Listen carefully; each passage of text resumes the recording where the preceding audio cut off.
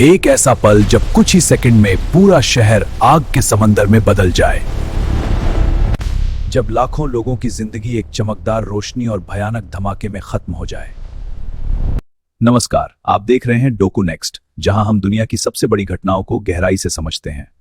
6 अगस्त 1945 की सुबह जापान का शहर हिरोशिमा सामान्य दिनों की तरह जाग रहा था। लोग अपने काम पर जा रहे थे, बच्चे स्कूल जाने की तैयारी कर रहे थे, दुकानदार अपनी दुकानें खोल रहे थे। किसी को भी अंदाजा नहीं था कि कुछ ही मिनटों में इतिहास की सबसे भयानक घटनाओं में से एक घटने वाली है। उस समय दुनिया द्वितीय विश्व युद्ध की आग में जल रही थी। यह युद्ध 1939 में शुरू हुआ था और इसमें दुनिया की बड़ी ताकतें शामिल थीं।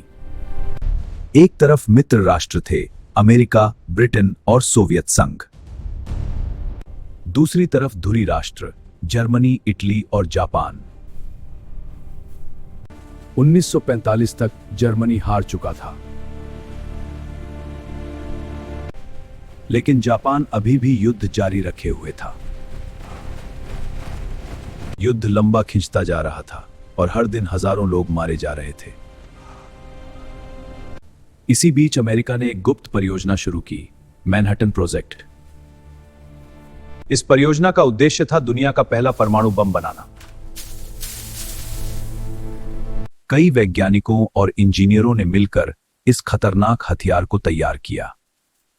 6 अगस्त 1945 सुबह 8:15 अमेरिकी बमवर्षक विमान एनोला गे हिरोशिमा के ऊपर पहुंचा। विमान से लिटिल बॉय नाम का परमाणु बम गिराया गया। कुछ ही सेकंड बाद एक जबरदस्त धमाका हुआ। आकाश में एक विशाल मशरूम के आकार का बादल उठ गया। विस्फोट इतना शक्तिशाली था कि तापमान हजारों डिग्री तक पहुंच गया। कई लोग उसी क्षण जलकर राख हो गए। इमारतें पल भर में ढह गई और पूरा शहर आग की लपटों में घिर गया। करीब 70,000 लोग तुरंत मारे गए। हजारों लोग गंभीर रूप से घायल हो गए। शहर के लगभग 70% भवन पूरी तरह नष्ट हो गए। जो लोग बच गए थे वे भी भयानक विकिरण से प्रभावित होने लगे और कई लोग धीरे धीरे बीमार होकर मरने लगे। लेकिन त्रासदी यहीं खत्म नहीं हुई। हिरोशिमा के केवल 3 दिन बाद 9 अगस्त 1945 को नागासाकी पर दूसरा परमाणु बम गिराया गया।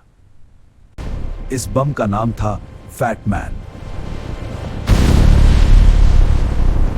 धमाका होते ही नागासाकी का बड़ा हिस्सा नष्ट हो गया। लगभग 40,000 लोग तुरंत मारे गए और हजारों लोग बाद में विकिरण और चोटों से मर गए।